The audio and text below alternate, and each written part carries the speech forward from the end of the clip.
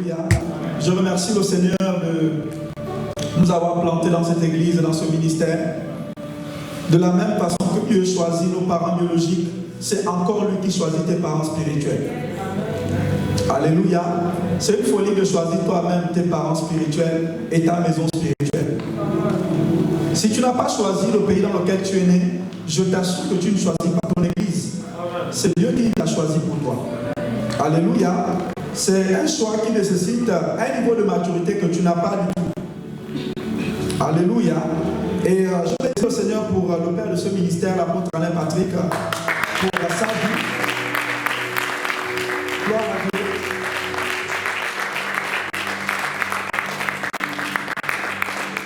Et je bénis le Seigneur pour l'équipe qui m'accompagne de Rennes et les responsables de l'annonce. Gloire à Dieu. Gloire au Seigneur. J'aimerais rappeler à tous les chrétiens qui sont là et qui aimeraient devenir chrétiens que le monde dans lequel nous sommes, même dans les temps d'apparence de paix, en fait c'est un monde en guerre. Amen. C'est un monde en guerre. La guerre n'a jamais cessé. Je vais vous expliquer. Si par exemple moi qui viens du Gabon, on s'amusait à tuer le fils du président Macron, sache que c'est une guerre que tu as déclarée à la France. Et tant que la France ne s'est pas vengée, la guerre ne va pas s'arrêter. Et tu es le fils du créateur de l'univers. Tu ne peux pas dire que la terre sera en paix, quoi. Si c'est vraiment lui qui a créé l'univers, il ne peut pas avoir de paix. C'est pour ça que quels que soient les traités qu'il y a dans le Moyen-Orient là-bas, tant qu'il ne revient pas, il n'y a rien du tout. C'est juste, les présidents changent, ça fait longtemps que c'est comme ça. Donc la terre est en guerre depuis très très très longtemps. Et l'acte qui a été posé de humilier le fils du créateur de l'univers, c'est un gros message qu'ils ont envoyé à Dieu. Ok? Donc, il n'y a pas de paix ici. La paix est en Christ. En dehors de Christ, il n'y en a pas du tout. Okay? C'est pour ça que vous allez voir, il y a un peu de temps où, bon, ça va, tout va bien. Il y a comme l'économie reprend et ces choses reprennent. Non, c'est la préparation pour la prochaine guerre. Et en général, la prochaine guerre est plus meurtrière que la précédente. Ok? Nous sommes de la génération, on n'a pas connu la seconde guerre mondiale. La troisième sera plus mortelle. Ok, j'aimerais vous dire que toutes les bombes que les gens fabriquent, les armes que les gens fabriquent, c'est pas pour aller tuer les vaches dans la forêt. Ok? Les lions tuent les gazelles de la même manière, ça fait des années que c'est comme ça. L'homme fabrique des armes plus performantes pour les utiliser comme lui. C'est la preuve que Satan est sur terre. Ok? Donc ne sois pas surpris que tu vois l'Allemagne se lever un matin comme ça et déclarer la guerre à l'Angleterre et à la France. Et puis tu dis je n'ai pas vu ça venir. Parfois quand tu vois certaines choses venir, tu as envie de dire à Dieu, permets-moi juste de partir dans le continent. Parce que quand je vois les trucs arriver ici, vous savez, il y a des prophètes qui ont annoncé ça aux chrétiens à l'époque d'Hitler. Mais ils ont tellement méprisé ça. Et il y a eu la razzia. Et tu vas voir que le mariage n'est plus rien face aux gens qui meurent autour de toi. Et l'argent n'est plus rien. Parce que tu vas faire l'argent, les gens vont te le mourir. Tu vas faire le commerce avec qui pendant qu'il y a des bombes autour de toi. Mais il y a des choses graves qui arrivent. Ok? Donc, quand tu as tes agendas là, et tout le monde ici a un agenda, j'espère que tu tiens compte de l'agenda divin et de celui du diable.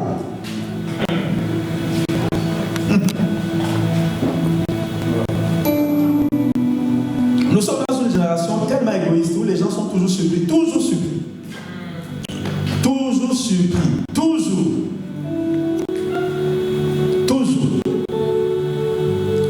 Ok? Ça ne veut pas dire que tu vas mépriser tes études, hein, ou mépriser le mariage et tout ça. Mais c'est des priorités. C'est l'ordre de priorité qui est important. Ok? L'ordre de priorité qui est important. Si tu prenais au sérieux ce que je viens de dire là, tu paierais pour la France et l'Europe tout le temps. Parce qu'il n'y a que la prière qui peut retarder.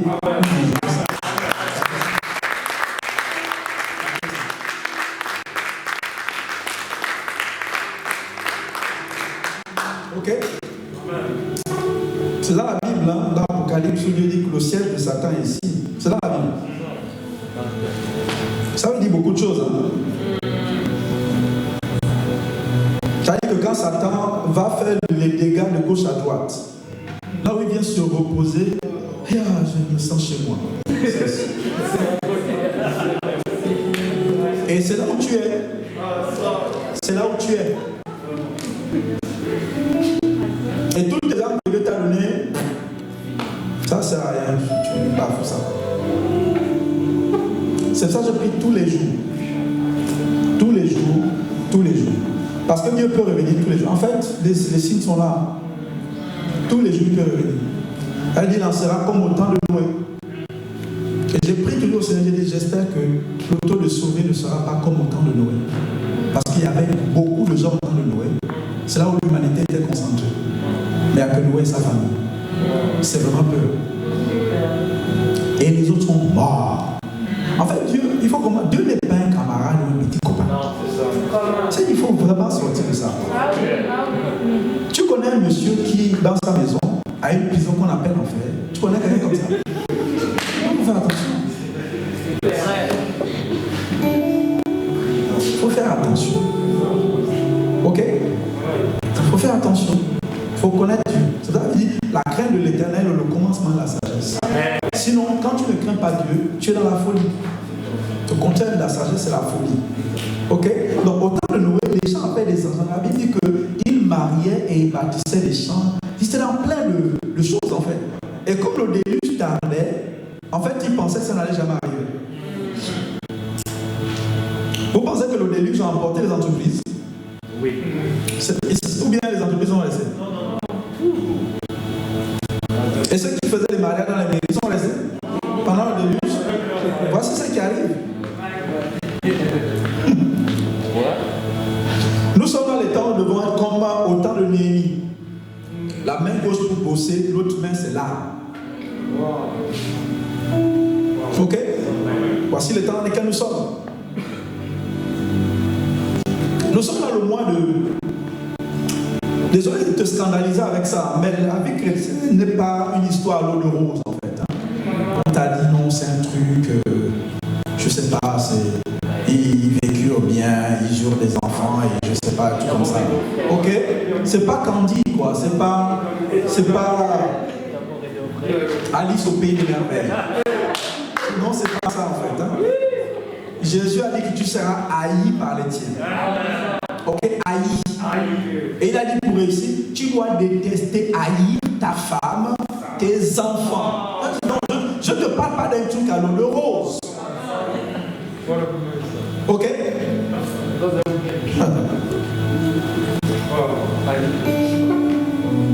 Nous sommes dans le mois de l'excellence, de la manifestation de Dieu dans l'excellence, la sagesse et l'intelligence. Amen. Dis, j'ai reçu un esprit de sagesse, d'excellence et d'intelligence. Dis, je suis excellent comme mon Père Céleste. Je suis intelligent comme mon Père Céleste. Je suis sage comme mon Père Céleste. Amen. Il faut que tu sois conscient de cette identité-là. Amen. Je vais continuer ma série sur la rétrogradation spirituelle. Et je vais faire un résumé bref de ce que j'ai dit à Rennes ce matin. Très souvent, nous réclamons un Dieu excellent. C'est-à-dire, quand tu fais une prière, tu veux qu'il te réponde assez vite. Quel ça? Moi, j'aime beaucoup ce truc. Ou quand tu fais une prière, il a répondu 2 minutes après. Ok? Quand tu veux la révélation, c'est comme au guichet. Ok? Tu arrives à l'église, tu croises la fiancée, 1 mois après, 2 mois tu es enceinte, et puis après, tu as les enfants.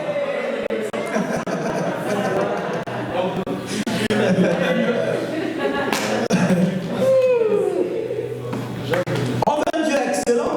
Qui veut un Dieu excellent? En fait, tout chrétien, quand tu l'écoutes, il veut un Dieu excellent. Le problème, c'est que est-ce que toi, tu es une brebis excellente devant Dieu? Demande à ton leader ou à ton responsable. Si c'est vraiment un homme de prière, femme de prière, il te dira à quel point tu peux être médiocre. Oui. Et j'aimerais t'informer que dans une relation, que ce soit en amitié ou dans le mariage, les mariés, les futurs mariés, retenez ça. Il y a une des lois très importantes qu'on appelle la loi de la réciprocité. Ok? En amitié, quand cette loi ne marche pas, ça ne marche pas.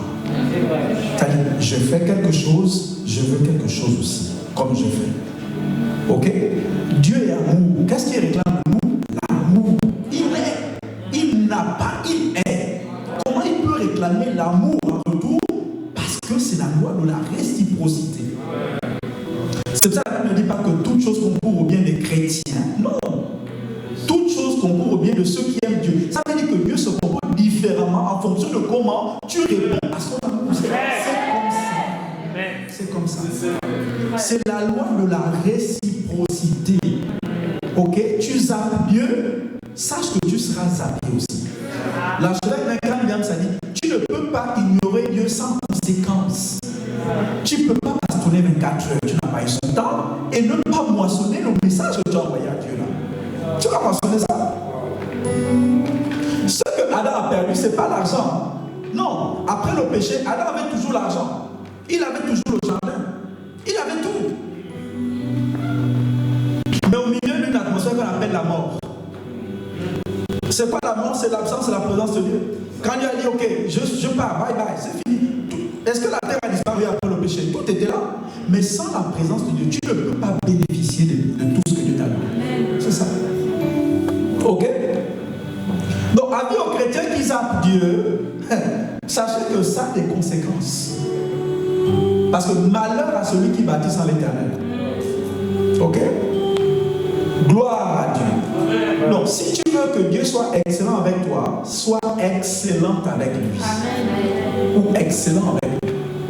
Amen. J'ai été dans telle église. Oui, mais machin, ma vie chrétienne, je change d'église. Ça n'a rien à voir avec les églises que tu as faites. C'est toi, ton cœur avec Dieu. Ok? Et j'ai défini la dernière fois la rétrogradation spirituelle. C'est un des termes les plus abordés dans la Bible. Tu vois Adam et Ève. Ok? Tu vois Caïn. Tu vas chez même Noé quand il a bu. Tu vois Abraham quand il est allé en Égypte. Tu prends la femme de Lot. Tu prends la femme de Job. En fait, c'est un thème vraiment abordé. Tu prends les livres des rois. Tel roi a bien commencé, après il est comme ça. Tu prends même dans le Nouveau Testament, Jésus lui-même, quand il parle de l'enlèvement, tu peux comprendre par la parole des 10 vierges que tout le monde ne sera pas enlevé. Hein? Tu comprends ça? Ok. Pourquoi les autres ne sont pas enlevés? Parce qu'ils vont rétrograder. Je vous dis ça pour ne pas avoir à rendre des comptes à Dieu. En fait, moi, c'est ça. Je veux être calme dans mon procès, et puis tout se passe bien, j'aime juste mes trucs. C'est la vérité. Je veux un procès qui se passe bien. Au moins, votre sang et votre truc ne vont pas retomber sur moi.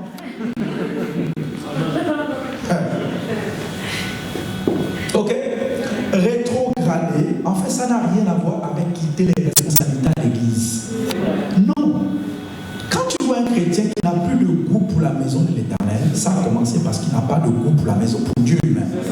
Tu ne peux pas être marié et ne pas aimer la chambre de ton mari. Même si on est dans une génération où les gens se marient, telle vie à l'ouest, telle vie à l'est. Quand tu vois un chrétien rétrogradé, c'est parce qu'il n'est plus proche de Dieu. C'est juste ça. Il n'est plus proche de Dieu. Ok? Et être proche de Dieu, c'est pas Dieu, c'est passer du temps avec lui. Dans la prière, dans l'adoration et dans la parole de Dieu. Dieu nous a tout laissé pour réussir avec lui. Ce matin, il y a une sœur qui est venue devant l'entretien à Rennes. Elle m'a dit, pasteur, je vais être proche de Dieu, je veux le connaître, je veux le chercher. Je lui ai dit, bon, tu sais, pour connaître Dieu et pour que Dieu se révèle à toi, en fait, c'est d'abord la grâce. Hein? En fait, tu ne peux rien faire pour que Dieu vraiment se manifeste. S'il décide de ne pas se manifester, il ne va pas le faire. Tu vas le faire comment? Moïse était dans le désert et puis il est apparu dans le buisson ardent. Mais c'est lui qui a décidé comme ça. Donc c'est d'abord une affaire de grâce. Ok? C'est pour ça qu'on s'approche du trône de la grâce. Donc une des prières à faire, c'est Seigneur, fais-moi grâce de te connaître. Ok? Parce qu'il se laisse trouver par ceux qui le gênent. Mais il se laisse. Sinon, s'il ne se laisse pas, tu ne vas pas le trouver. La deuxième chose, c'est d'investir ton temps. En fait, Dieu parle des choses précieuses de sa personne à des gens qui sont pressés et qui n'ont pas le temps. Amen. Et aujourd'hui, les gens n'ont pas le temps. Mais si tu ne donnes pas le temps à Dieu, tu ne verras pas, en fait, tu ne le connaîtras pas. Aussi, j'aimerais te dire qu'au ciel, il y a des gens qui ne voient pas Dieu. Ah, Dieu est vraiment mystérieux. Hein? Il est mystérieux. Et j'ai compris une chose, enfin, je commence à comprendre une chose, c'est que Dieu a horreur de la familiarité. C'est juste ça. Il a horreur de la familiarité. C'est pour ça que vous allez voir que devant le trône, les 24 vieillards sont dans une atmosphère d'honneur. C'est pour ça que la louange, l'adoration ne cesse pas au ciel. Pourquoi? On est dans la culture d'allégeance. En fait, c'est parce qu'on est dans un royaume. Nous, on est dans des démocraties, des républiques. En fait, dans le royaume, c'est pas comme ça. Prince William et Harry, même si la reine Elisabeth et leur grand-mère, c'est l'atmosphère d'allégeance. Ouais. C'est grand-mère, c'est comme ça. Bon, comme on est né en république, on ne comprend rien. D'ailleurs, quand tu es né de nouveau, tu as une allégeance vis-à-vis de ton pasteur. Au départ, quand tu regardes bien, c'est parce qu'on est dans un royaume. Mais bon, il faut comprendre que notre esprit est sauvé, mais ton âme n'est pas sauvée. Tu as une âme rebelle. Au départ, tu as une âme rebelle, mais vraiment rebelle. Donc c'est à toi de faire le travail de l'éducation pour que ta âme ressemble à ce qui se passe au ciel. Amen. Donc au ciel, hein, c'est pas le bazar, tu fais ce que tu veux. Non, on est dans l'allégeance en fait.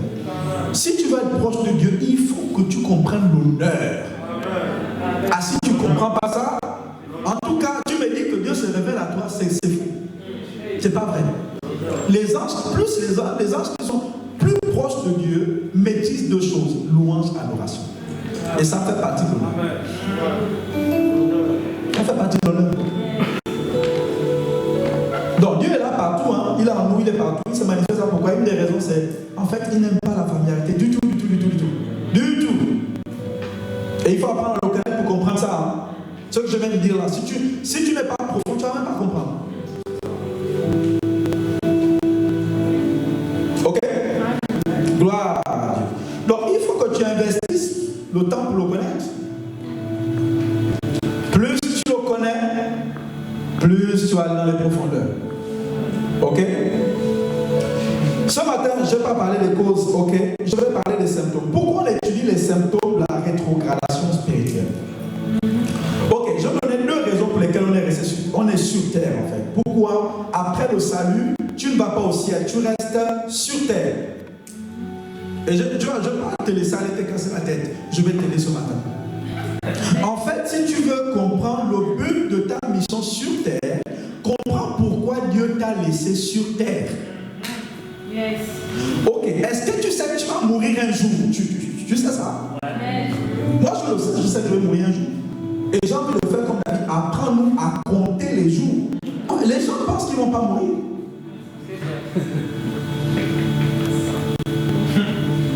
Il y a deux raisons principales pour lesquelles tu es resté sur terre et tu n'es pas allé au ciel. La première, c'est de le connaître. Tu es resté sur terre pour apprendre à connaître Dieu davantage. La deuxième raison, c'est de gagner les âmes. Si tu loupes les deux là, tu es en train de rétrograder. Tu es en train de... Ok? Les symptômes. Dis avec moi symptômes. Comment tu sais que ton réseau, je l'ai dit à Rennes, ce message pour les messages de réseau est obligatoire. Il faut l'écouter, le reprêcher dans les réseaux. Amen. Ok? Yes. Parce que les raisons pour lesquelles, si tu comprends les causes et les symptômes d'un chrétien rétrograde, tu comprendras pourquoi un réseau peut rétrograder. Ok? C'est les mêmes choses. Si tu es berger, tu es censé soigner les brebis. Et on ne soigne pas les gens par... on soigne les gens par les symptômes. Ok? Pourquoi je parle des symptômes? Parce qu'on guérit les gens par les symptômes. La plupart des maladies que les hommes ont ne sont pas externes en fait, c'est interne. Ok? Il y a tout à l'intérieur. Mais est-ce que quand tu as mal à la tête, tu vois le médecin te fendre le cerveau ou la tête? Non. Quand tu as mal à l'estomac, ou bien même les gastro, tout ça, les gastro, c'est pas au niveau de l'œil, c'est au niveau de l'estomac. Est-ce qu'on te fend le ventre pour voir ce qui se passe à l'intérieur? Non. On le voit par les symptômes. Même les tsunamis, je le disais ce matin et autres là, en fait, on peut lire l'arrivée des tsunamis par les signes et les symptômes. Apparemment, même on aurait pu éviter le tsunami qui s'est passé au Sri Lanka parce qu'il y avait des signes en fait précurseurs. J'aimerais te dire que même au niveau de ta vie, quand tu vois des catastrophes dans ta vie et des échecs, il y a eu des symptômes et des signes, mais tu ne sais pas les lire. Même le mariage, avant que le divorce ne vienne, il y a des symptômes. Dans ton mariage avec Dieu, avant que les grandes catastrophes n'arrivent, il y a des signes et des symptômes. Il faut savoir les lire. Même une amitié non telle, ça fait 5 ans, on s'est séparés, il y a des symptômes. Dans ton entreprise, avant qu'elle ne ferme, il y a des symptômes qui te montrent que l'entreprise est malade. Ton réseau, avant qu'il ne ferme ou bien ne stagne pendant des années, il y a des symptômes qui te montrent que là, il est malade. Donc la vie, on ne te donnera pas toujours les vraies choses, mais tu auras au moins accès aux symptômes. Luc 21, du verset 25 à 31, rapidement. Luc 21, du verset 25 à 31. Luc 21, verset 25 à 31. Il y aura des signes extraordinaires dans le soleil, la lune et les étoiles. Sur la terre, les peuples seront paralysés. Voici la raison pour laquelle je ne crois pas que les gens peuvent vivre sur Mars. Maintenant, si vous croyez à ça, j'aimerais bien voir ça. Moi, je ne crois pas à ça. Mais les recherches continuent. Il y a des milliards. Mais je ne crois pas que les gens peuvent. Après, je peux me tromper. Ok? Sur la terre, les peuples seront paralysés de frayeur devant le fracas d'une mer démontée. Continuons. Plusieurs mourront de peur dans l'appréhension des malheurs qui frapperont le monde entier, car les puissances célestes seront ébranlées. Donc, ce qui arrive est vraiment dangereux. Mais ça ne te dit rien, parce que bon, tu es tellement naïf. Mais il faut lire ta Bible. Si tu lis bien ta Bible, en fait, tu dois te préparer tous les... En fait, tu vois que Dieu t'a laissé une armure parce que tu es en guerre. C'est pour ça qu'il t'a laissé des armes. Ok? Alors on verra le Fils de l'homme venir dans les nuées avec beaucoup de puissance et de gloire. Continuons. Quand ces événements commenceront à se produire, levez la tête et prenez courage, car alors votre délivrance sera proche. Ça, il parle de l'enlèvement. Ça, c'est pas quand il arrive sur le mont des Oliviers pour venir régner, siéger le millénium et tout ça. Là, il parle dans les airs pour venir prendre les gens. Il dit votre délivrance sera proche. Ça veut dire qu'avant l'enlèvement, il y aurait une intensification de tribulation. Ah, mais je t'assure. Il y a pire qu'Hitler. À l'époque d'Hitler, il n'y avait pas autant de bombes nucléaires.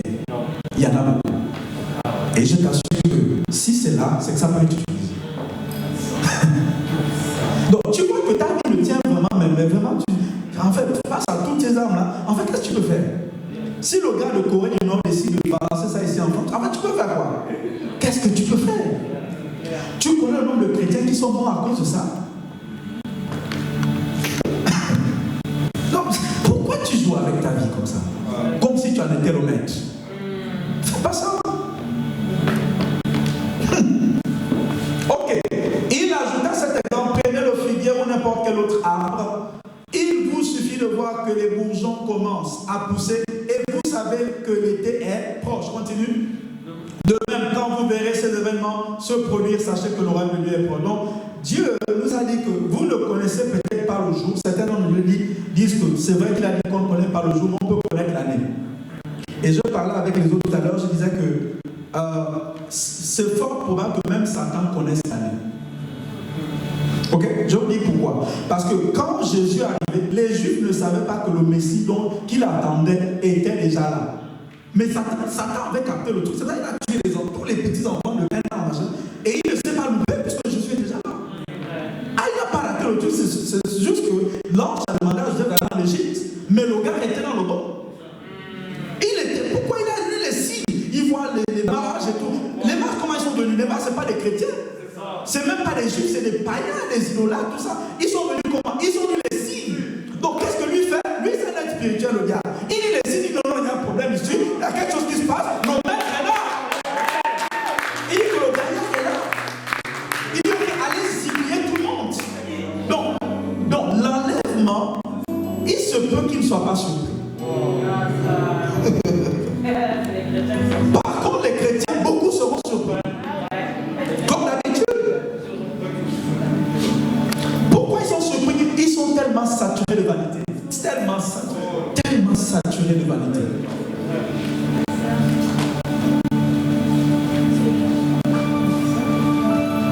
Les préoccupations ne sont que terrestres. Vous savez, quand sous le président Nicolas Sarkozy, il y a eu un moment donné où je n'avais plus monté les séjours. Vraiment, je vivais ma life. Non, c'est vrai que je bossais, je vivais ma life, je bossais pour le Rwanda. Le Seigneur m'a donné un rêve et tout ça, et il m'a montré que ne t'inquiète pas, ça va être résolu. Un jour, il y a une femme qui est beaucoup dans le prophétique, qui m'a appelé, m'a dit, le Seigneur m'a réveillé ce matin pour te dire que voici. J'ai dit, non, mais c'est bon. Les gens ne sont préoccupés par les choses célestes. Je dis, mon Dieu, vous avez un si grand Dieu. De la terre, il y a plus que les petites choses de la terre. Et si la France est mal engagée, tu penses que les préfectures là seront préoccupées à savoir qui tu es. Tu ne vois pas pourquoi. Mais pourquoi au niveau des préfectures, même au niveau des rendez-vous depuis 10 jours, ça bloque? Mais parce que le diable a envoyé un gros truc. Ah, tout le monde est paralysé. Est-ce que vous pensez qu'avec Karen, on est en train de parler de reconfinement? Ah, attention. Et si on est confiné, on est en guerre. Et les païens, le président Macron a dit ça, non? En guerre. Et tu fais des plans, mais tu ne réalises même pas dans quelle atmosphère tu es. Et dans quel temps. Tu es dans des temps difficiles. Peut-être que ton mariage n'aura pas lieu. Non, mais je te dis sérieusement. Tu as peut-être le mariage sur Zoom. Le gars est là-bas sur Zoom. Je dis ok. Mets la bague sur le bras. Ok. Je mets la bague. Mets le voile. Ok. Je mets le voile. Ok. Maintenant tu sors. Ok. Le pasteur peut venir. Ok. Ok. Reste là-bas. Ok. Reste là-bas. Je vais venir. Amenez-moi une Bible. Les filles d'honneur sont quelque part au Canada, quelque part aux États-Unis. Le restaurant se passe sur Zoom. L'autre va dans le restaurant ici à Nantes.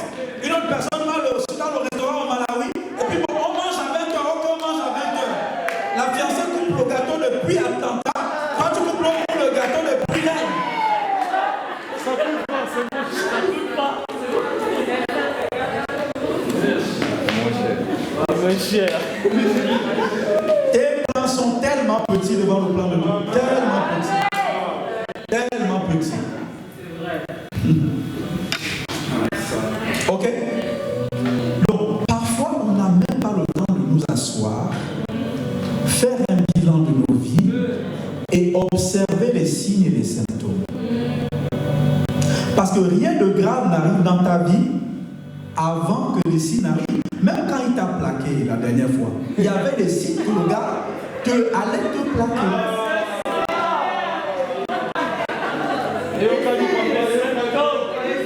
Il y a des signes précurseurs. Pendant que tu es dans la tromperie là, et que tu penses que c'est le bon, que c'est la meilleure, enfin il y a des signes qui montrent que tu es dans l'illusion et tu es dans le mensonge. Mais tu ne t'assois pas pour voir tout ça.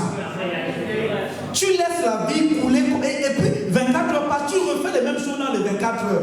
Et tu ne comprends pas pourquoi ta vie ressemble à celle de l'an dernier. Mais si tu continues à faire les mêmes choses, tu auras les mêmes résultats que l'an dernier. C'est tout.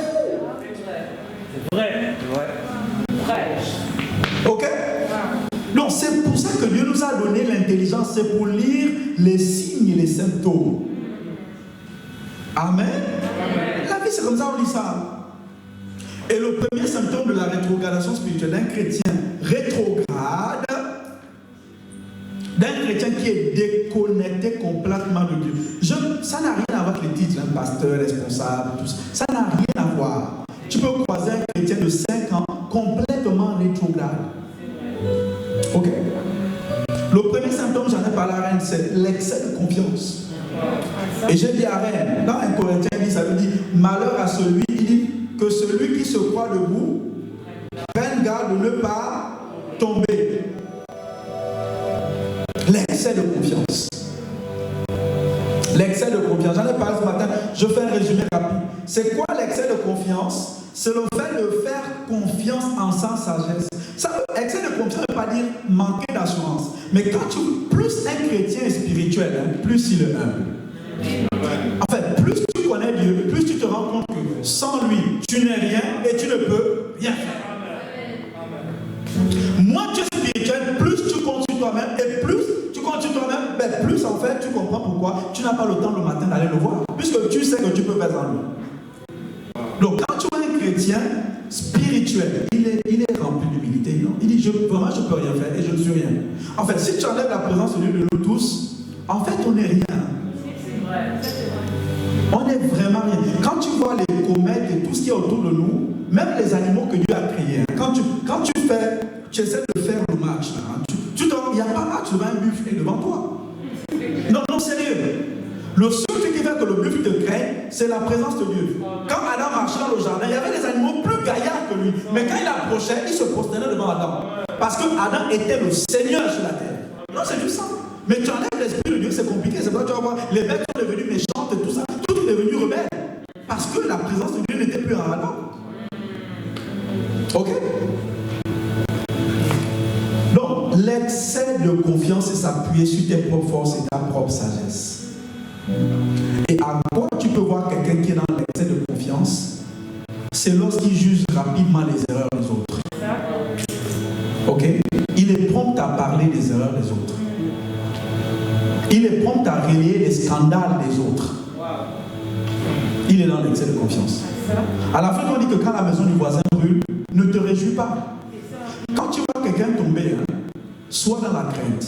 Prie le Seigneur pour ne pas être le prochain. Et prie pour l'autre. Parce que tu ne sais pas ce qui se passe. C'est pour ça que beaucoup de pays africains, ils vivent les mêmes guerres. Parce que quand la guerre frappe dans tel pays, on dit, oh, ils sont pas sages, ils auraient dû venir nous consulter. Mais ok, ton pays sera le prochain. Et ça tourne comme ça. Parce qu'ils ne tirent pas les leçons. Ok? Donc quand l'autre tombe, ne te réjouis pas, sois dans la crainte. Ok? Je le disais à Rennes, même quand tu vois quelqu'un dans l'église faire beaucoup de scandales, ne te réjouis pas trop vite. Tu es à l'église et que tu es vierge, tu n'es pas vierge juste parce que tu es le plus beau, la plus belle de l'église. Hein. C'est la grâce de Dieu qui fait que tu sois debout. C'est la grâce de Dieu. Je l'ai expliqué à Rennes, c'est-à-dire que même dans l'âge pré-ado ou ado, l'autre a connu 50 gars. C'est juste parce que quand les parents sont allés dans la même rue où tu habitais, ils sont allés du côté gauche. Là où tous les snipers du quartier les étaient à la donc elle n'a pas eu le choix. Ça tirait de partout, elle n'avait pas de connaissance. Donc au bout d'un moment, elle a eu 50 ex. Maintenant, quand tu es peut-être ici, du côté droit, où il n'y a pas de sniper, il n'y a que des fils de, des gens qui sont passionnés des études. Donc c'est juste la grâce. Dis c'est la grâce. Dis c'est la grâce qui me tient. Dis c'est la grâce qui fait en sorte que je sois debout. Dis c'est la grâce qui me tient. La grâce.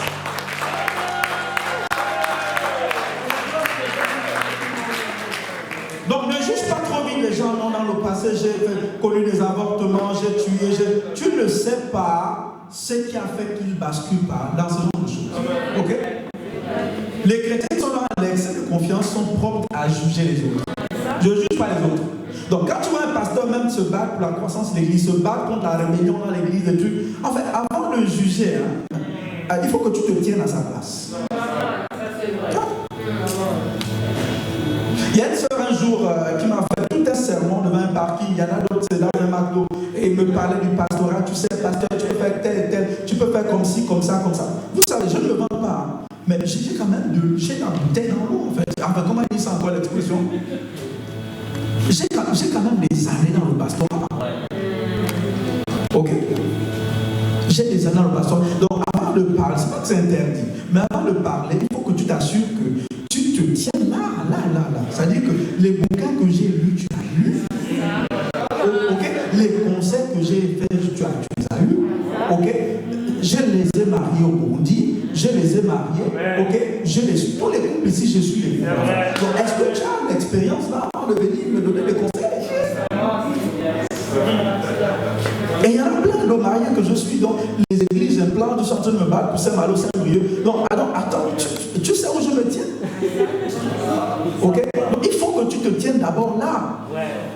Pour comprendre le stress et la pression et tout ce qu'on peut avoir. Ah oui.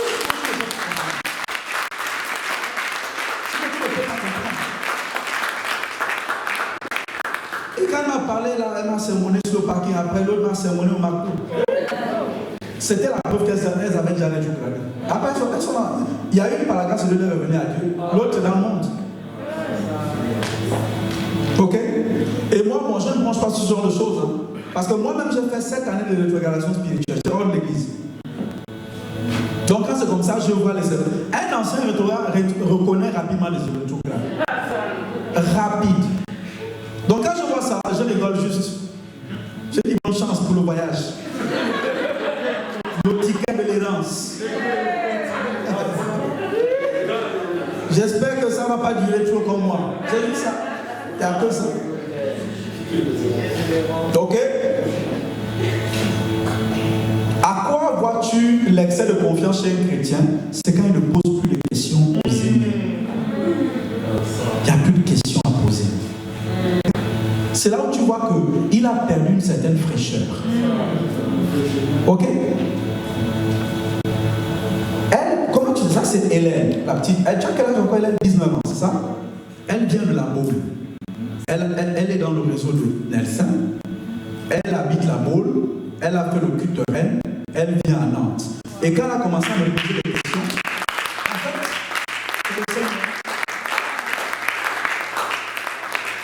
tu te levais, alors ils vont voir qu'on est de la même couleur de peau.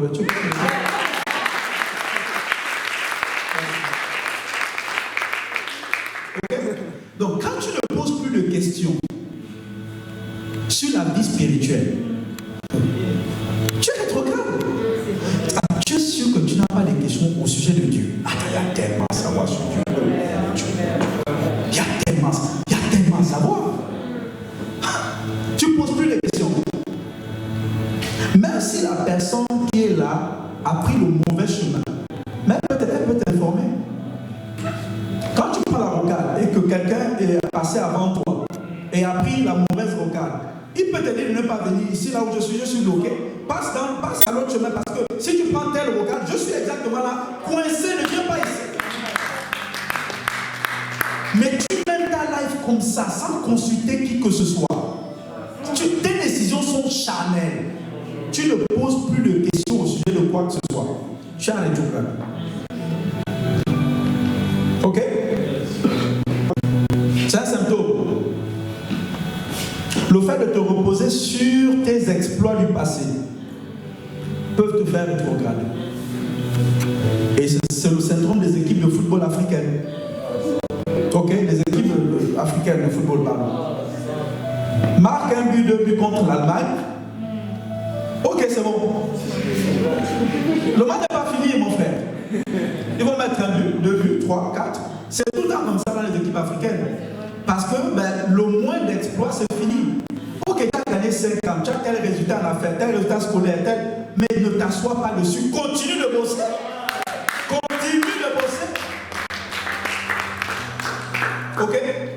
Étudiant, élève de terminale ou de première, peu importe.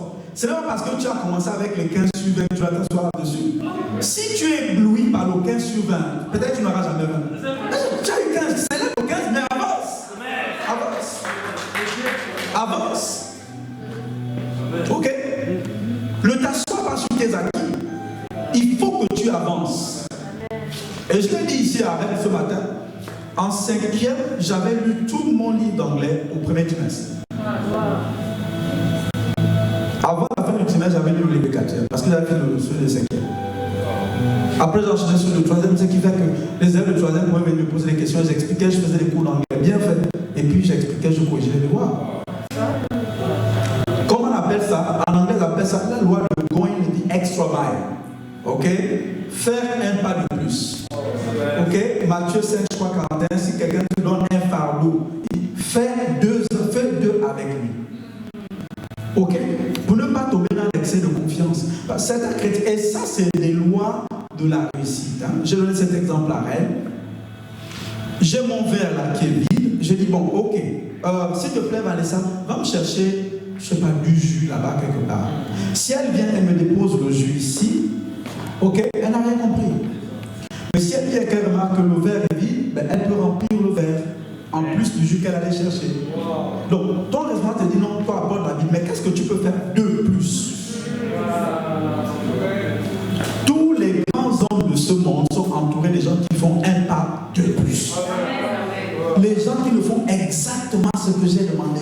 Non, je suis sans moi, je suis chargé de la répète. Qu'est-ce que je peux faire un peu plus?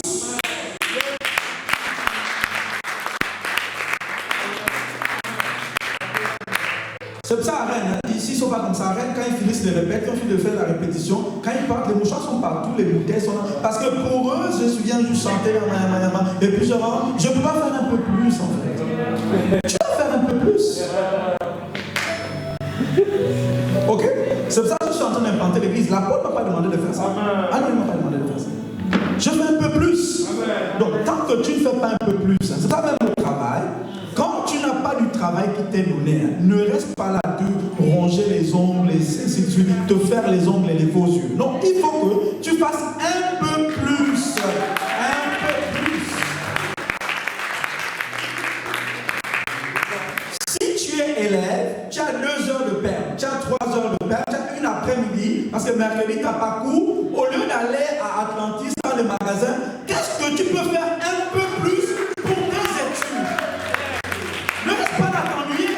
Non, bon, comme le devoir, c'est dans 1 mois, dans 2 mois. Non, bosse en ce moment. Tu peux bosser un peu plus. Donc, ça, c'est médiocre de ne faire que le strict minimum. On ne t'a pas demandé de faire que le strict minimum. Tu peux faire un peu plus. Moi, je suis prof d'anglais. Ça dit que si à la fin de mes cours, j'en prends mon salaire, je suis parti. Et l'autre prof, à la fin du cours, il ramasse les papiers, le rôle qui est donné à la femme de ménage, mais il ramasse les bouts de papier pour un peu aider la femme de ménage, ok, et ferme les vitres, met les chaises sur les tables à la fin du cours. Il fait un peu plus. Et le chef remarque toujours ça. Amen. Toujours. Le raisonnable remarque toujours ça.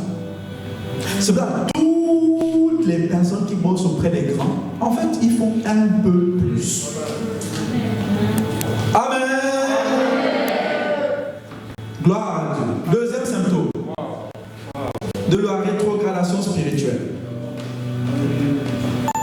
Je voulais voir toi, mais je ne sais pas si j'aurai le temps. Ok. So, le deuxième symptôme de la rétrogradation spirituelle, à quoi reconnaît-on facilement un rétrograde spirituel? C'est dans 1 Corinthiens 15, du verset 33 à 34. Le deuxième symptôme de la rétrogradation spirituelle s'appelle les mauvaises compagnies. Les mauvaises compagnies. Je vais lire. Attention, dis attention. Personnellement, j'ai beaucoup de respect pour lui. Un des plus grands présidents du Gabon s'appelle El Hadj Omar Bongo Ondimba. Avant, bon, mon père était opposant, donc par mimétisme, j'étais aussi opposant. Mais quand j'ai repris ma vie avec le Seigneur, j'ai beaucoup de respect pour ce gars. Amen. Ouais, parce qu'au final, je me rends compte que c'était un bosseur et un homme sage. Mais il y a une chose qui m'avait beaucoup fait rire à l'époque où j'étais étudiant. On faisait beaucoup de grèves hein, quand j'étais rétrograde. On lançait les cailloux, les policiers. Bref, ils ont mon truc là-bas, ils savent que... Bon, voilà. Mais quand je vais, ils savent que je suis devenu chrétien. Voilà, ok? Donc, ce n'est pas de problème. Et à l'époque, ils rentraient de voyage et il y avait un syndicat qu'on appelait l'USAP à l'époque. C'était le syndicat des enseignants qui faisait vraiment du désordre. Et je vais, ok, à l'USAP, je vais seulement dire 3 mots à l'USAP. 3 mots. Attention.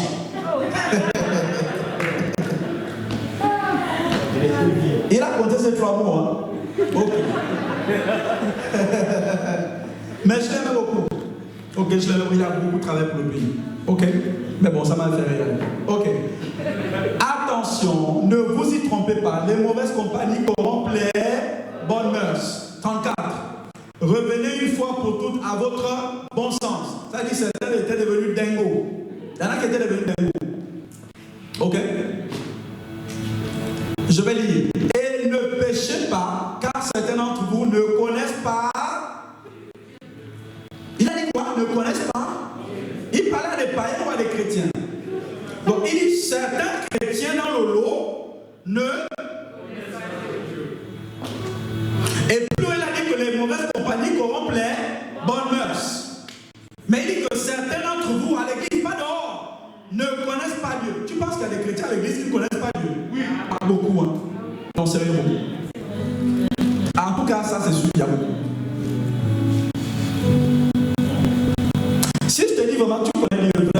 faut que j'ai pris une bouteille de vodka pour te dire ça.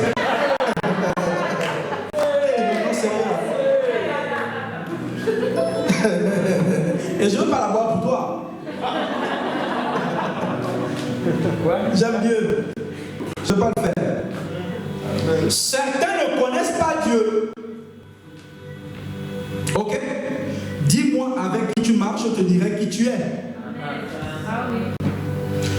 Je vais donner un topo. Si tu es responsable des réseaux, que tu veux grandir dans le Seigneur quand tu regardes les gens.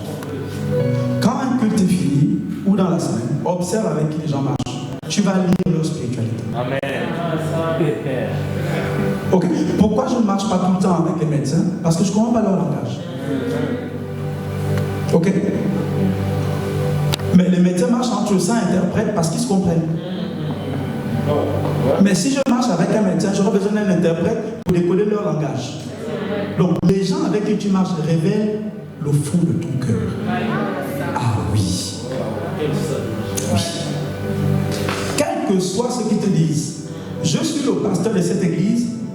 En fait, idéalement, je suis le pasteur pratiquement de cette église. Mais pour beaucoup, leur berger, c'est pas moi.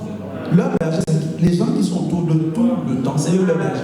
Pour certains, leur berger, quelque part dans une boîte de nuit, près de la porte. C'est ça, c'est eux leur berger. Ok? En anglais, on dit birds of the same feather flock together. Birds of the same feather flock together. Les oiseaux d'un même plumage volent ensemble. Tu verras très rarement le vautour et l'aigle voler ensemble. Ok? Les gens avec qui tu marches révèlent la couleur de ton plumage ou de ton cœur. Ok? Amen? J'aimerais te dire, on va laisser le monde. Hein? C'est vrai que tu dois marcher avec des païens. Mais le but pour lequel tu marches avec des païens, c'est de les amener à Christ et pas l'inverse. Ok? Je n'ai pas dit qu'il faut couper les ponts avec les païens, mais le but pour lequel tu es avec les païens, c'est de les amener à Christ. N'oublie pas le but. N'oublie pas le but. Ok? Mais tes amis doivent être chrétiens. Tes amis doivent être des chrétiens. Ok? J'aimerais te dire que même dans l'église, il y a des gens avec qui tu ne dois pas marcher. C'est triste, mais j'aimerais te dire que même dans l'église, il y a des gens avec qui tu ne dois pas marcher. Je ne marche pas avec tout le monde. C'est vrai. Parce qu'il y a des démons que tu peux croiser dans les églises, hein, chez certains chrétiens, que tu ne vas même pas croiser dans le monde. Oui. Je connais une fille qui était au département des jeunes, une ancienne chantre. Elle est arrivée à l'église, vierge, je ne connaissais pas le garçon. Elle a perdu la virginité dans l'église. Elle a contracté le VIH dans l'église. Et elle est morte. Elle n'a pas de 30 ans. Et en tant que pasteur, quand je vois certains scandales des chrétiens, je remercie tout le temps le Seigneur qu'on soit en Europe. T'as pas compris ça? C'est vrai. Parce qu'il y a des maladies qui ne sont pas ici. Mais si, avec les mêmes, dans certains coins, il y en a qui seraient morts. Non, non, je vous dis.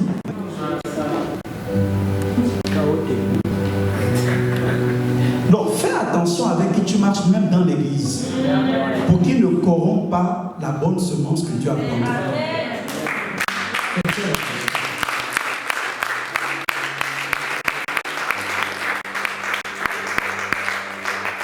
Ok? Fais très très attention à ça. Parce qu'on est toujours attiré par ce qui déborde dans ton cœur. Tu es toujours attiré par ce qui déborde dans ton cœur. Si c'est l'amour de Dieu qui déborde dans ton cœur, tu seras attiré par Dieu et par les gens qui marchent avec Dieu. La Bible dit, fréquente le sage et tu deviendras sage. Si c'est la sagesse qui déborde dans ton cœur, tu ne l'as pas, mais c'est ce qui déborde, tu vas marcher avec le sage. Pourquoi cette fille-là, je ne la connais pas, elle quitte de la boîte pour venir à Rennes et monsieur ici à Nantes? Parce que c'est l'amour de Dieu qui déborde dans son cœur. Enfin, je ne vois pas quoi d'autre. Je peux vous rassurer qu'elle ne suit aucun garçon ici. Enfin, je vais dire ça parce que bon, certains, ah ok, bon, le pasteur, il vient toujours avec du bon, lui. Hein?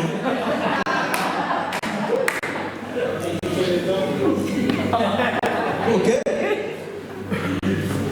Je vous prends un exemple.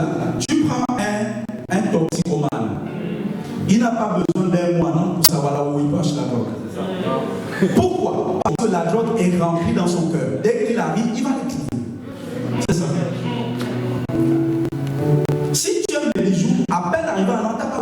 maintenant tu vas trouver les bijouteries là où elles sont. Si c'est Dieu qui est rempli en toi, tu vas trouver les gens qui craignent Dieu partout. Et tu vas marcher avec eux. C'est juste ça. Donc tu comprends pourquoi rétrograder, c'est pas d'abord une affaire de ce qu'on voit. Ça commence dans le secret. Ok? Ne me dis pas que tu crains Dieu et tous tes amis c'est que des païens et des rétrogrades. Je veux te dire une chose. Hein. Dieu nous a donné une couleur à un manteau ou une tunique à plusieurs couleurs. Amen. Et les couleurs sont les différentes onctions que Dieu ajoute dans ta vie. Et certaines de ces onctions viennent par les gens. Parce que le Saint-Esprit habite dans les gens. Amen.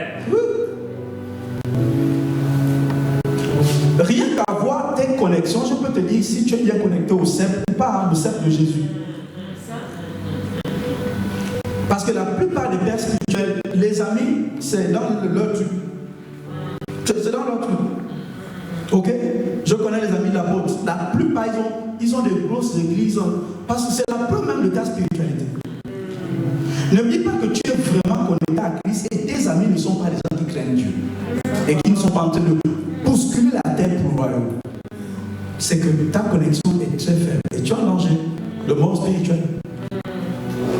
Psaume 1, du verset 1 à 3. Heureux l'homme qui ne marche pas selon le conseil des méchants, qui ne s'assied pas à la table des moqueurs, mais qui se trouve son plaisir dans la loi de l'Éternel. C'est ça? Avec qui marches-tu et avec qui t'assois-tu? Est-ce que tu t'assois avec des gens qui critiquent les pasteurs tout le temps? Les leaders tous les jours?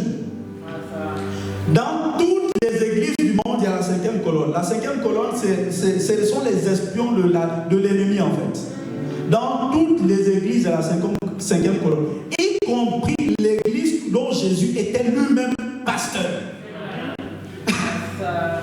Donc si ça arrivait au propriétaire de l'église lui-même quand il était là, à plus forte raison aujourd'hui, il y en a dans toutes les églises, il y a la cinquième colonne. Donc si tu ne sais pas repérer la cinquième colonne et quand un chrétien est devenu rétrograde, en fait tu peux être emporté facilement. Ok? Ne t'assois jamais avec quelqu'un qui critique un leader de l'église. Il ne faut pas faire ça. Ok? Il ne faut pas faire ça. Il faut secouer les pieds là ailleurs. Parce que ce qui entre dans l'oreille, c'est ce qui fait ta foi. La foi vient de ce qu'on entend. Si tu entends que des bêtises, ça veut dire que tu fais de tes oreilles des poubelles et à l'intérieur, ça va être une poubelle. Un grand merdier, une déchetterie. Ok? Moi, c'est ce qui m'a sauvé. Quand j'ai repris ma vie avec le Seigneur, je suis venu à l'église. Première chose, couper les ponts avec tous les Gabonais de Rennes. Parce qu'ils parlaient tout le temps mal de la pause et tout ça. J'ai dit, ok, toi, Gabonais, ok, je change. Si, je change. Demandez à ceux qui me connaissaient au début. Si elle était venue au début de ma vie chrétienne, je n'allais pas marcher avec elle. Juste parce qu'elle est gabonaise. Parce qu'ils avaient une opinion très négative du ministère, parce que l'apôtre est gabonais. Et quand ils en parlaient, c'est comme s'ils le connaissaient en fait. Et quand j'ai vérifié, ils ne le connaissaient pas vraiment. Donc il y a toujours une bande de chrétiens un peu tétés dans la tête.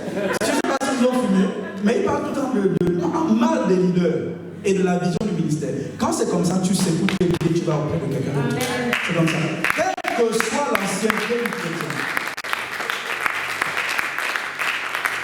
Quelle que soit l'ancienneté du chrétien. Quelle que soit l'ancienneté du chrétien. Parce que tu peux être ancien chrétien et rétrogradé. Je vous dis, moi-même, j'ai rétrogradé. Au Gabon. Ok? Donc, il ne faut pas suivre ça. Ok? Par la grâce de Dieu, quand j'ai rétrogradé, je me suis battu à ne pas être négatif dans l'église et à ne pas emporter beaucoup de personnes. En fait, je n'ai motivé personne à sortir. J'étais responsable des jeunes, je suis sorti, seul. Et je fouillais les chrétiens.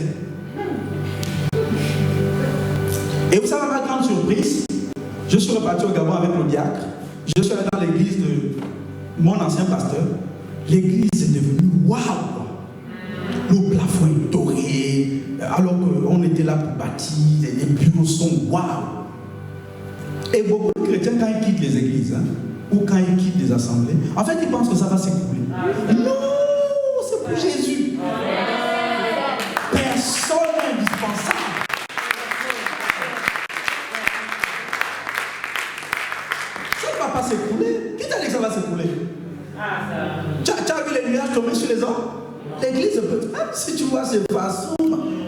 c'est l'église de Jésus, ça ne peut pas s'écrouler.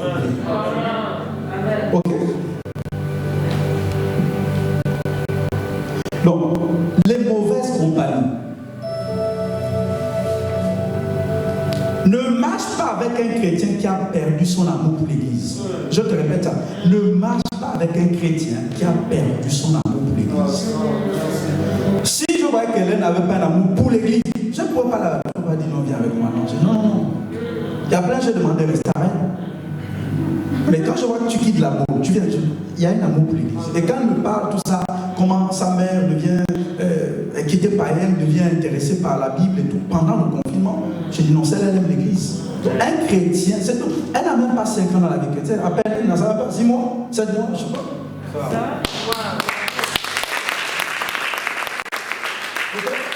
Donc, je m'en fous de ton ancienneté. Je m'en fous de ton ancienneté. Il y a une chose que je fais, je vais vous raconter une anecdote. Un jour, une dame allait voir le pasteur. Elle a dit, je vais quitter l'église parce que j'ai telle frustration, j'étais offensé ici à gauche et à droite. Le pasteur a dit, ok, il n'y a pas de souci, je te donne un conseil. Il a donné un verre d'eau. Et il y avait du monde à l'église, après le culte en fait, il a donné un verre d'eau. Il fait le tour de l'église, là où il y a le monde, des gens qui parlent. Et après, on revient me donner le verre d'eau. Sans renverser les gouttes. Elle a couru, elle a fait le tour de l'église, elle est venue redonner le verre d'eau. Elle dit, t'as pas renversé, j'ai pas renversé les gouttes. Elle dit, mais comment tu as fait? Je dis, j'étais focalisé sur le verre d'eau. Elle dit, fais la même chose dans l'église où tu parles. Il y a des gens où tu sois focalisé sur le Seigneur.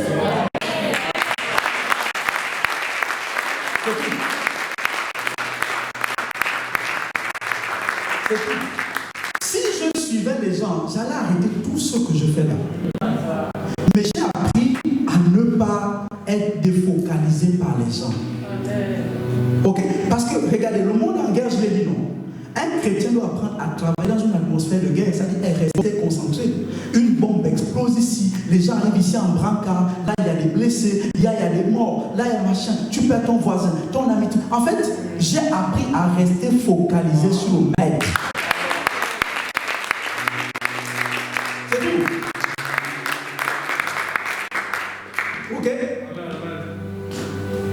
Donc, sois focalisé sur le maître. Mauvaise compagnie, je suis toujours dessus. Fais attention si tu es célibataire et même marié à qui tu vas épouser. Fais attention. Fais attention, please, warm it up. Fais attention à qui tu vas épouser. Vous savez, beaucoup de couples chrétiens, les conjoints, épouses, peu importe, vice-versa, il y en a qui sont devenus des diables. Non, Jésus a dit, un de vous est. Il a dit, un de vous. Ok? Quand tu lis l'histoire de la femme de Lot, pour toi, tu te dis, oh bon, elle était comme ça. Mais non. Alors, tu ne sais pas comment elle était à l'époque. Peut-être que quand l'autre l'a croisée, c'était une jolie go. Vraiment, je suis très éternel. L'autre, mon chéri, l'autre. Peut-être qu'elle était, je ne sais pas. Mais elle a rétrogradé. Elle a demandé à la femme de Job. Elle a dit à Job, maudit Dieu et mourons. Tu penses qu'elle était comme ça au début? Peut-être pas. Une des choses pour lesquelles je me bats en tant que chef de famille, c'est que ma femme soit toujours connectée à Dieu.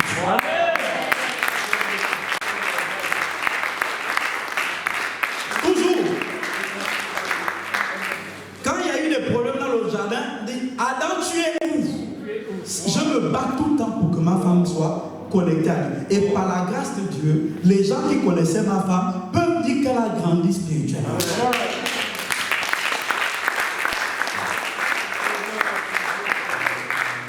Si dans ton église locale, ton conjoint n'est pas une référence spirituelle, en fait, tu as quelqu'un qui est rétrograde. Tu as quelqu'un qui est rétrograde. Et que, contrairement à ce que tu penses, ton conjoint va vraiment t'influencer. Et tu vas te battre. Parce que c'est tout le temps avec la personne que tu dors. Donc, quand la personne te donne des conseils, tu vois bien que dans la journée, elle n'a pas eu le temps de passer 24, enfin, dans les 24 jours, un peu de temps avec Dieu, un jour, 2 jours, 3 jours. Mais elle te parle. Est-ce que ce qu'elle te dit, qu'est-ce qui influence ce qu'elle te dit? Tu vois très bien, tu fais semblant de fermer les yeux, mais tu vois que la personne ne prie plus à la maison. Qui influence ton conjoint? Si ce n'est pas Dieu, c'est le diable. Je suis désolé, si Jésus a dit à Pierre, arrière de moi Satan, peut-être que ta personne là-bas à la maison est devenue ça. Ok, peut-être que ton conjoint est plus grand que Pierre.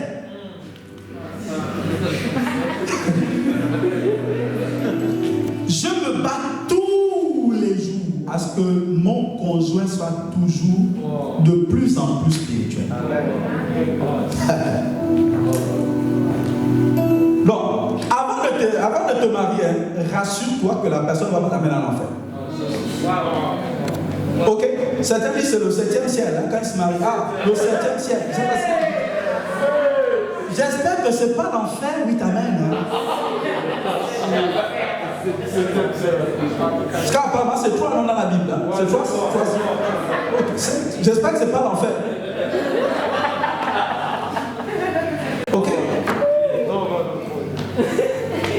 Donc, en général, les chrétiens ne font pas attention à ça.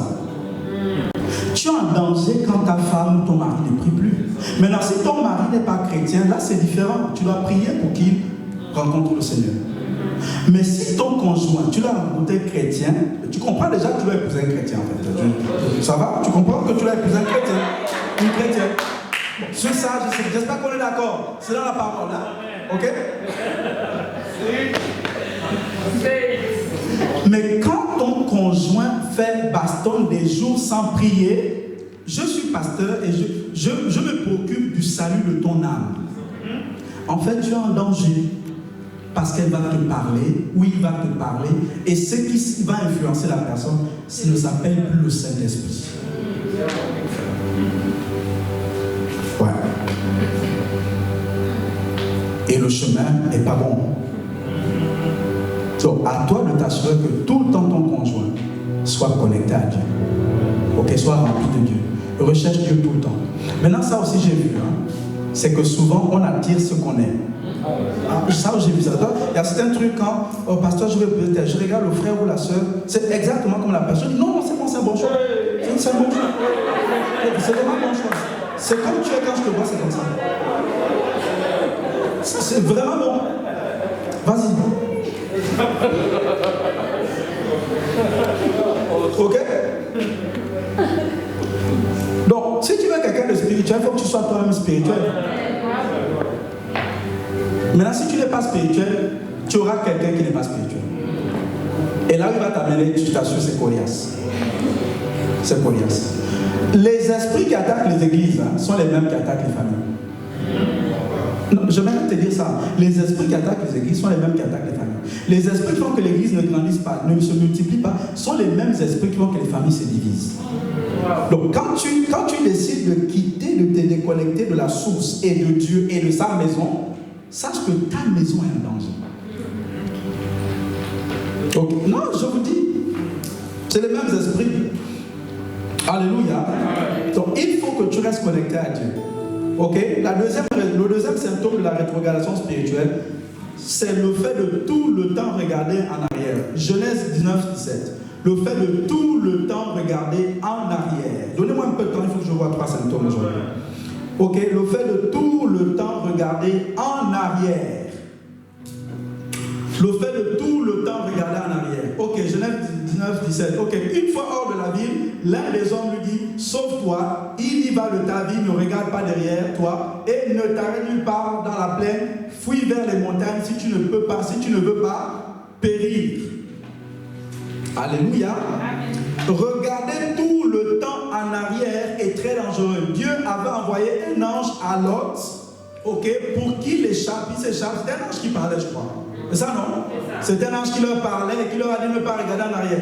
En fait, avant de rétrograder, il y a souvent de fortes chances que Dieu t'envoie un ange. Maintenant, l'ange là, on parle souvent à l'ange du ciel. Ça peut être une personne. Dans l'Apocalypse, les anges sont des personnes. Parfois, ce sont les leaders d'église qu'on considère comme des anges dans l'Apocalypse.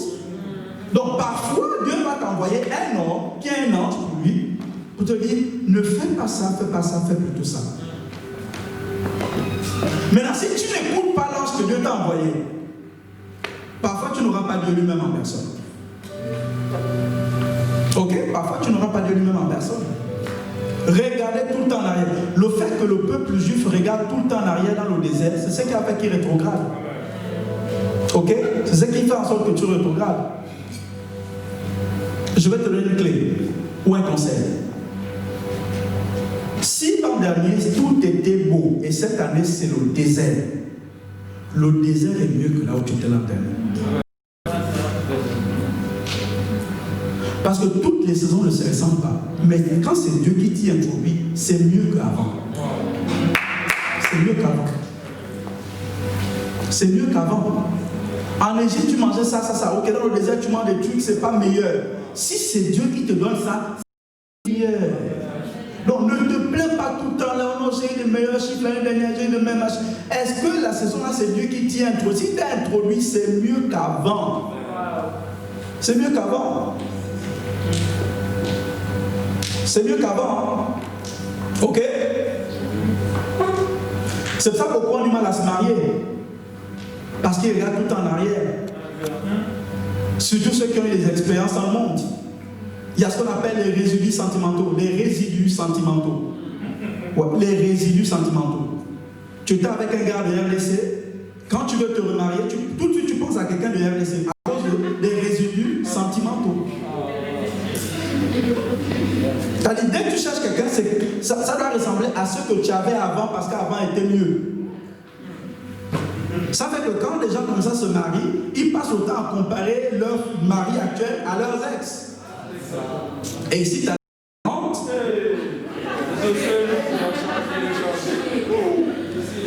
Tu vas faire de ton mari un monstre parce qu'il aura la tête de tel, les bras de ceci, les habitudes de tel, et les machins de tel. Quand moi je cherchais à me marier, j'ai dû mourir tout de suite à ce genre de choses. Ok? Il ne faut pas regarder en arrière. Un des grands pièges, cher célibataire, un des grands pièges de Satan, c'est de t'amener quelqu'un du passé et te faire croire que comme tu connais la personne, tout va bien se passer. Tout va faire ça. J'ai compris par expérience que Dieu ne va pas souvent chercher quelqu'un du passé. C'est rare. Très rare. Donc je le connais déjà, en fait, quand j'étais à Bordeaux à la fac, en fait, c'était le voisin de fac. Il était assez juste, je me rappelle, le troisième an, on ne se calculait pas trop. Hein. Mais sauf que, bon, une fois on s'est salué, après il m'a invité au restaurant, je ne suis pas allé, c'était pas un gars, mais pasteur, je ne sais pas, comme par hasard, en fait, je fais un rêve, et puis, je ne sais pas, j'ai vu Bordeaux, je ne sais pas, il m'a appelé. Est-ce que tu penses que ce rêve, tu penses quoi de ce rêve? Est-ce que c'est un Bordelais ou c'est une Bordelaise? Je ne sais pas trop. Ou un Bordélique peut-être.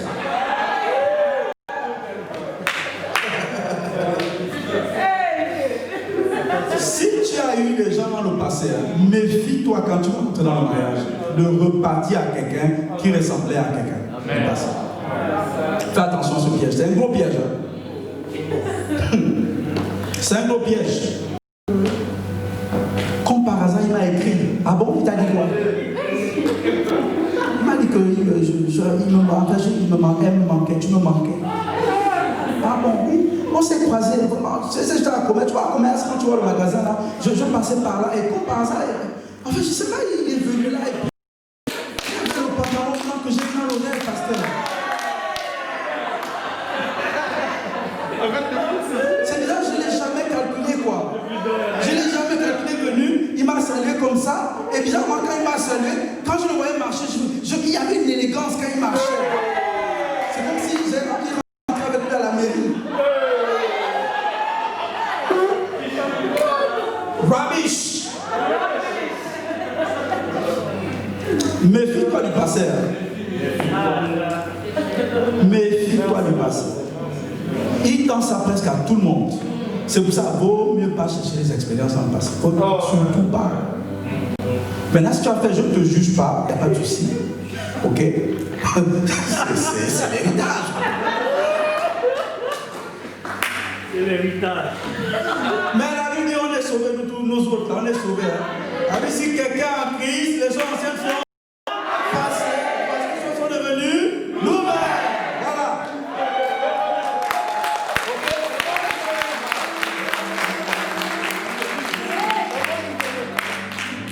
Donc le casier judiciaire, c'est bon, ça c'est légal.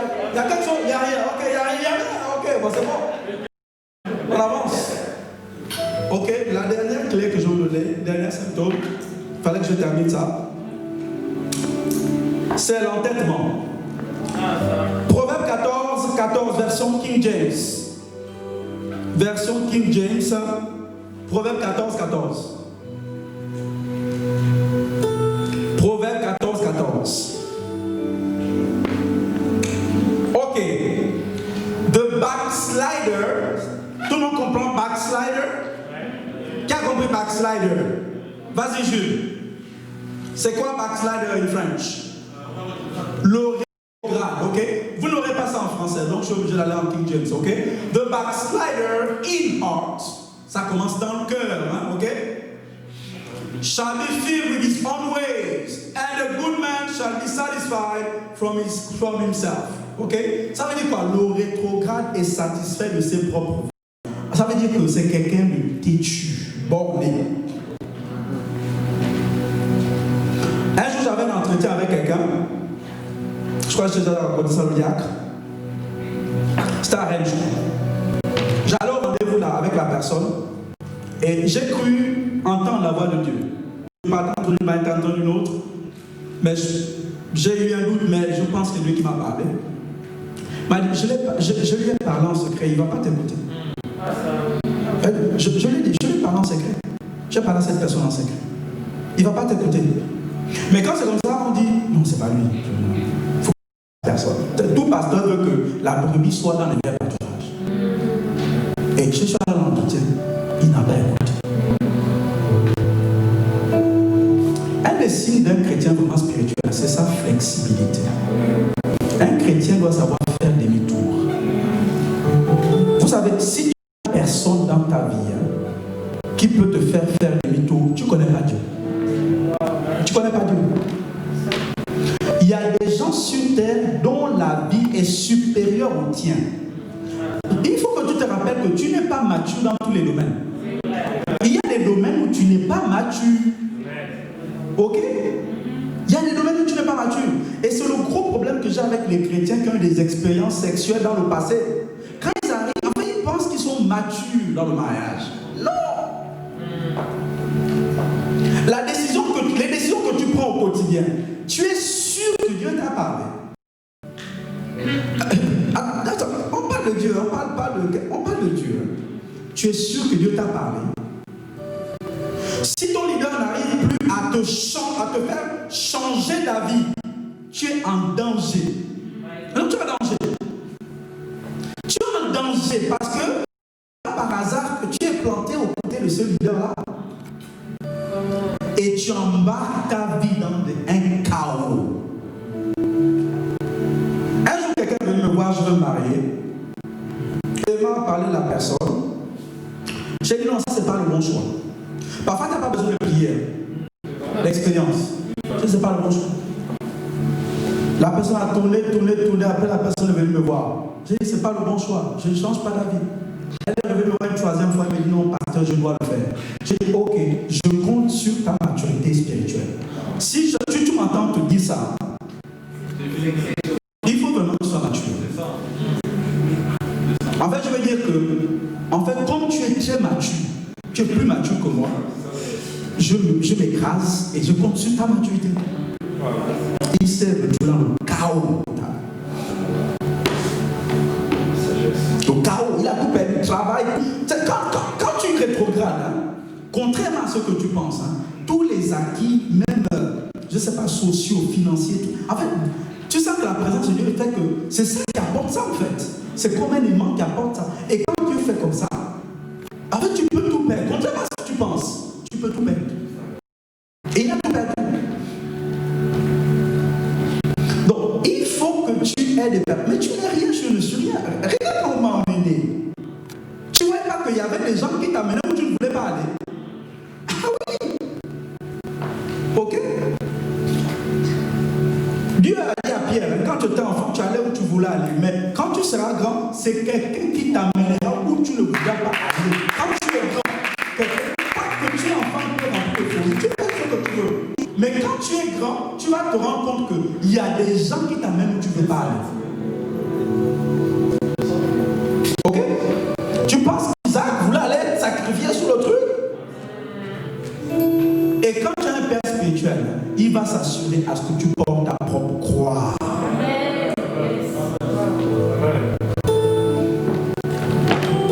Tu as deux personnes qui peuvent te faire plier spirituel dans ta vie.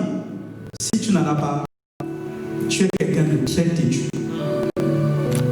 Moi, j'ai des décisions dans ma vie. Si l'apôtre dit ça, c'est pas bon, et que je pense à 100% que Dieu m'a parlé, j'ai dit Seigneur, règle ça avec ton serviteur, je vais faire ce qu'il m'a dit. Il dit, je vous donnerai des bergers selon mon cœur. Soit Dieu, soit tu n'es pas menteur. Je dis, mais c'est toi qui m'as donné le berger selon ton cœur. Si c'est trompé, règle ça avec ton berger. Je vais me plier.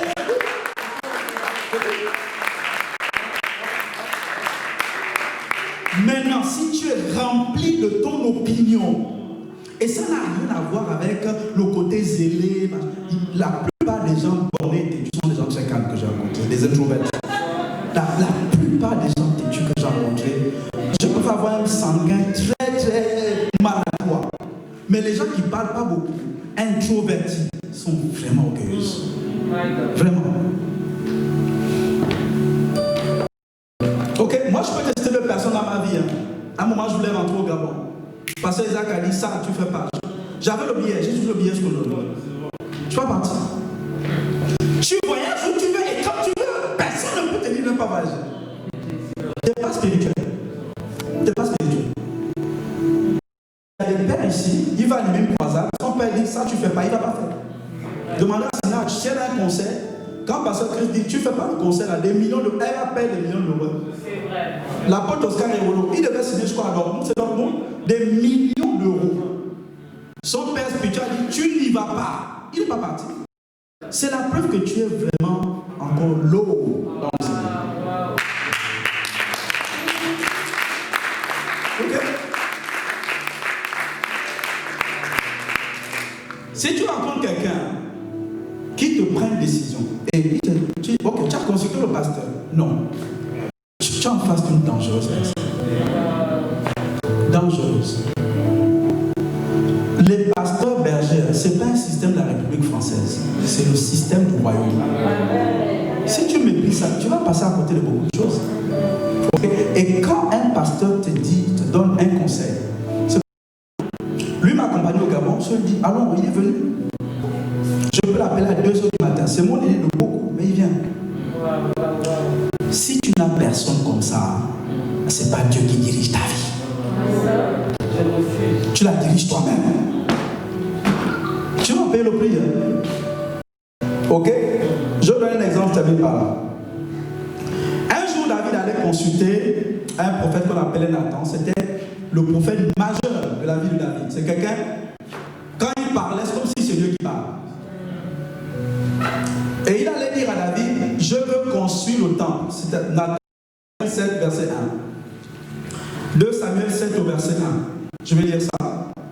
Même à la version Semeur, s'il te plaît. 2 Samuel 7 au verset 1. Comme le roi s'était installé dans son palais et que l'Éternel lui avait accordé une existence paisible en le délivrant de tous ses ennemis et alentour, on continue. Verset 2, verset 2. Ok, il dit au prophète Nathan, regarde, j'habite dans un palais de 7 alors que le coffre de Dieu est installé au milieu d'une tente de toile. Continue. Nathan lui répondit, va et réalise les projets qui te tiennent à cœur, car l'Éternel est avec toi, Ça, c'est Nathan qui lui a dit. Hein. Il dit, l'Éternel est avec toi. On a vu, non? Il dit, va faire le truc. Continue.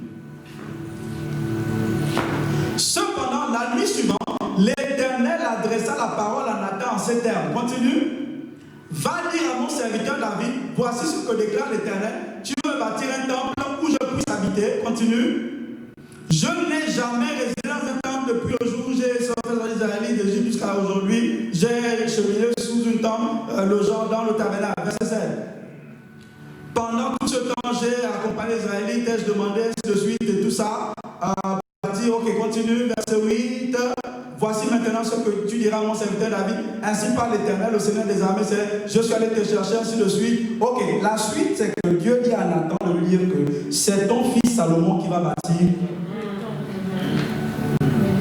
Donc, David a bien fait, il est venu voir le serviteur, son prophète, son mentor. Il dit, j'ai envie de faire ça.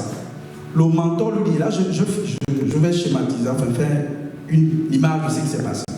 Le mentor lui dit, c'est bon, va, fais ce que tu as à faire, c'est une bonne chose. Le soir, quand le mentor rentre à la maison, il entend sur la joue gauche. Ça, c'est moi qui fais l'image. Sur la joue droite. C'est moi qui t'ai parlé, frère.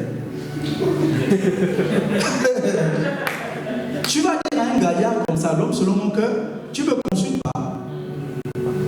Je pense qu'il m'attend à passer un sale quart d'heure. Alors il s'agit du roi d'Israël. Donc, si c'est des choses de Dieu, il ne règle pas ça comme tu penses là. C'est vraiment martial. Quand il a parlé à David, à Nathan allait parler à David. David a changé la vie? Oui. Donc, qu'est-ce que je veux dire? Tu vas voir ton pasteur aujourd'hui, le matin. Il te dit, fais ça, ça. Non, ça, tu me dis, c'est bon. Tu reviens le soir. Il te dit, non, c'est bon, on change, c'est plus bon.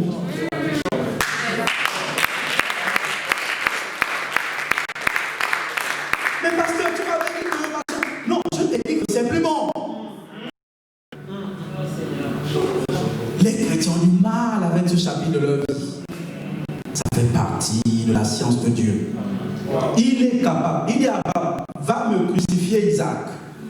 Après, il dit, non, voilà, non, c'est bon. Finalement, je change la vie. Pourquoi tu penses que parce que tu as vu le leader sur tel et tel projet, il a mis le cachet, tu ne peux pas le voir, il a changé la vie, et tu penses qu'il n'a pas le droit. Il a le droit, et Dieu peut changer la vie. Donc, quand tu n'es pas flexible, tu es quelqu'un de très têtu. Parce que dans toutes les autoroutes des villes, il y a toujours des accès pour faire demi-tour. Ok? Arrête, il y avait Prince Salomon et Esther. Quand ils se mariaient, au départ, on a donné une date. Et en plein suivi de mariage, j'ai parlé à ma femme, je sens plus tout ça. On ne sent plus le mariage. On va faire une pause. Pour reprendre quand? On ne sait pas quand est-ce qu'on va reprendre. Mais pour l'instant, on voit c'est un peu flou. Et comme on suit Dieu, on est censé suivre Dieu. Donc on arrête. Il a arrêté. On ne peut pas t'arrêter parce que tu es devenu un âne sauvage. Une ânesse folle. Dans les buissons et les forêts de la vie. Personne ne peut t'arrêter dans ta course effrénée. Les petits pas gambadants dans les pièges. Personne ne peut les couper et te dire là tu ne bouges pas. Tu vas croiser Pima.